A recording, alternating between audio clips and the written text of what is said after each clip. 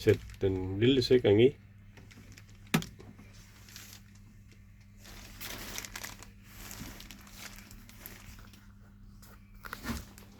Så vent til der står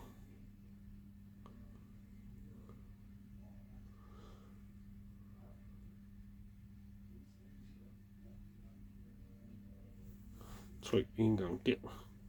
Og når uret og nøglen er ude for hinanden, skal man holde den inde i 5 sekunder.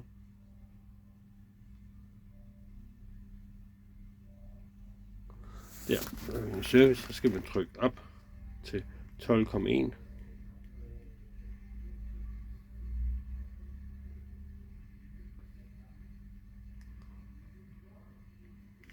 var for langt. 12,1.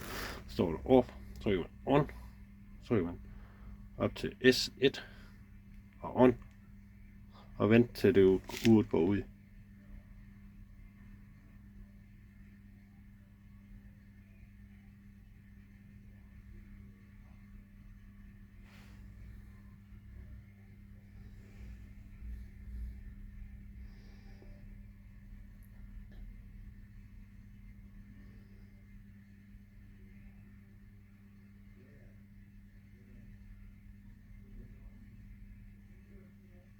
Så tager man en lille sikring ud igen, og så skulle det gerne virke.